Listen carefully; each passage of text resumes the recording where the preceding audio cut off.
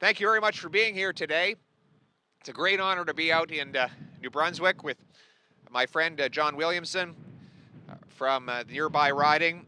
And he and I and a number of the other Conservative MPs in the region have been listening to the people. And what we found is that the way of life of Atlantic Canadians is under attack by this costly coalition of NDP and Liberals. First, there's the carbon tax, imposed by Ottawa, driving up the cost of home heating, gas, diesel, and everything else that has to be shipped. And Trudeau and the NDP want to triple that tax. Can you imagine, with the cost of living crisis, any worse time to increase a tax on people's cost of living? Instead, we should cancel that tax and instead incentivize technology to fight climate change and protect our Earth. Then there's Trudeau's ban on hunting rifles. We know that 80% of the guns used in crime actually come trafficked from the United States and are used by illegal gangsters and gun runners. They are not the guns that are owned by lawful, licensed, trained, and tested hunters. It's not the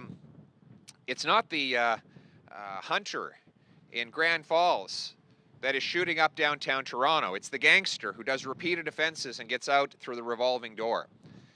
So a Poilievre government, I'm announcing today, will reverse Justin Trudeau's ban on hunting rifles and shotguns and respect the rural and hunting way of life. I'll also respect First Nations, who are unanimously opposed to this hunting rifle ban. Recently, the Assembly of First Nations even said that this ban could be a violation of First Nations treaty rights, and I agree, and I will never allow that to happen. Finally, we're here to enjoy a beer, a favorite pastime for all Canadians, but one that's about to get more expensive as the Liberals are planning to raise the excise tax on alcohol by another 6%. So if the carbon tax is enough to drive you to drink, well, you'll pay more tax when you do that too. The Poilievre government will cancel tax increases, control government spending, leave more in the people's pockets so dollars go further. We'll put people back in charge of their lives, their paycheck. It'll be a Poilievre government will be on the side of the common people. Their paychecks, their savings, their homes, their country. Thank you very much.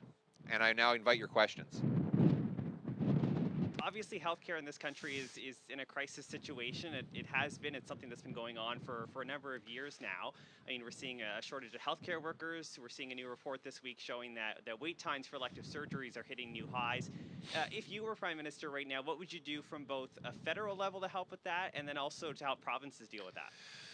First, I'd sit down with the premiers to talk about how we can work together to get healthcare improved. We can't have this top-down Ottawa knows best approach is not working. Trudeau's been in power for 7 years now, and healthcare has never been worse in this country because he's trying to impose everything from the top. Second, we saw last week stats from Statistics Canada. It showed that less than 50% of healthcare workers from other parts of the world who've immigrated here are actually able to work in the system. So we have these thousands of nurses and doctors that we bring here as immigrants that could be helping and want to help, but they're blocked by gatekeepers from getting their medical licenses. Now, many of them have practiced in equally advanced countries. The work that you do in a hospital in another part of the world is very similar to what you do in a hospital here because we all have the same physiology. So we need to accelerate licensing for internationally trained immigrant nurses and doctors. Here's my plan. I'm going to work on a deal with the provinces to get a 60-day guarantee. Within 60 days of an immigrant applying to work in their profession, they should get a yes or no based on their tested abilities, not based on where they come from. I'm going to make available 30,000 small study loans for immigrants who come here with a profession but who have not yet reached the Canadian standard so that they can take time off work, study up to our standard, and get into the job. And third, I'm going to work with the medical associations to create modules so that for future immigrants that have medical backgrounds can begin working on getting their license before they even arrive to Canada. This will free up thousands of doctors and nurses, and it will provide bigger paychecks for our immigrants. That's a win for everybody. And in terms of healthcare funding, I know the premiers across Canada have been asking for more dollars from the federal government to help them out. Where's your stance on that in terms of the federal dollars for healthcare? We need stable and growing federal transfers for the healthcare system. And what I would also do is unleash the mighty force of the Canadian economy to produce more money and produce more wealth that we can spend on healthcare.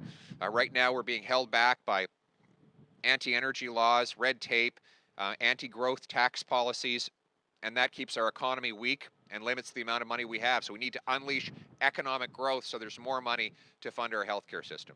Thank you. Thank you.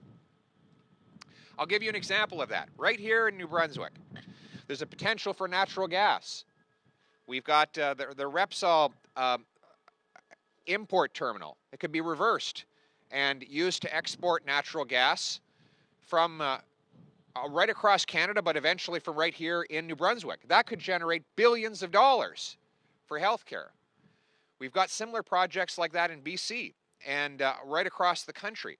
Why not? In Newfoundland, they have an LNG project that could go ahead and generate more wealth.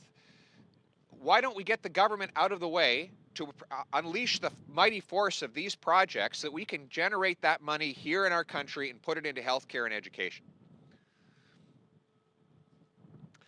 All right, everyone. Let's go have a beer. Merci beaucoup.